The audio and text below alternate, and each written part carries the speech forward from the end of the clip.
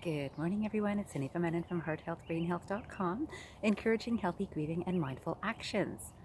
Today, I am out on my walk and spending some time in contemplative thought as I am surrounded by nature, which always helps me in that space, and you might find that it helps you too.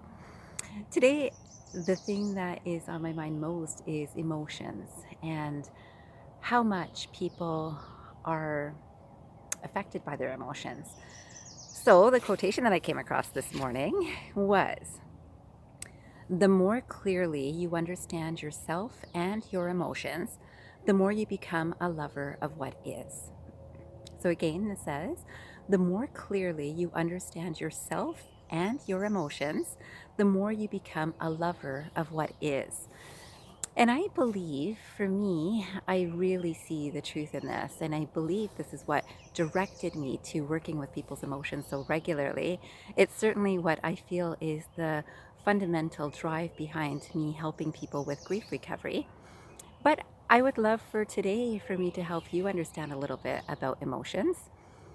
If we look at emotions, so if you were to sit and think about how your emotions are right now, so are you a little bit frustrated? Are you a little bit angry? Are you a little bit sad?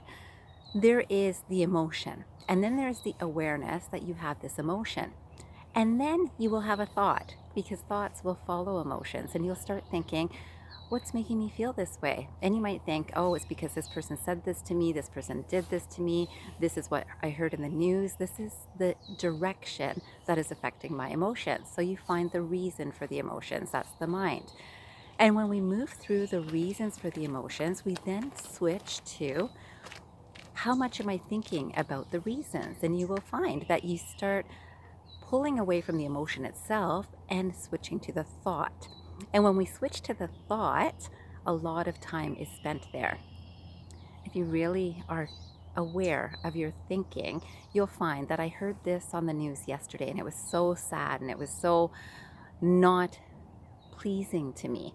And then I heard this on the news, and it's this person told me this, and you will find other reasons that match the emotion that you're feeling, but it's not really just the emotion, it's the thinking behind it. So this is what's wrong, and then this is also wrong, and then this is wrong. And these are all of these emotions that are leading to thought, and then bringing on another thought, which then feeds that emotion.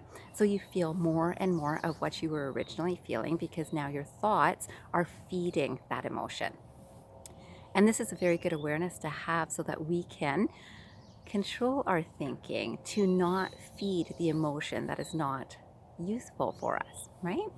So I found this other quotation by Dalai Lama, and he says, "We need to understand how destructive emotions affect us, and constructive emotions can help us so that we can maintain our peace of mind." We need to understand how destructive emotions affect us, and constructive emotions can help us so that we can maintain our peace of mind. So you know that as soon as you realize, wow, I've learned a story that is creating an emotion, or I feel an emotion, and now I'm thinking about the story that led to that emotion, and now I'm thinking of more stories that build up more of this emotion. If we can control our thinking and recognize that I have a choice of what I want to focus on, or what part of this I want to focus on. You know that in some videos I've discussed duality, and duality is recognizing that there's good and not good in every single moment. What our mind chooses to focus on is going to affect our emotions. Then our emotions will affect our health and our mental, physical, and spiritual peace. So today, I would love for you to sit for 5 minutes and just think about, what emotion am I feeling right now? What is the strongest emotion in me right now? And then what's the thought that I'm putting behind this emotion? And am I feeding this thought and emotion to become stronger, or am I recognizing, here's an emotion, I feel not so happy, or I feel angry, or I feel frustrated. Now, what's my thinking after that emotion? You know that you can control this, and this is certainly what I encourage people to do, because unless we're mindfully aware of where our mind is going, we will not have peace. A number of people would know by now that I am writing for a publication in Ontario, which is called The Mindful Minute, and it's in a magazine called the whole family. The whole family. So my recommendation to people is to read some of these articles. I do know that it is bringing a lot of peace to people to think of their lives in just a little different way, and to recognize your emotions have an impact on how you're thinking. Then your thinking have an emotion. Thinking has an emotion on your feelings and emotions.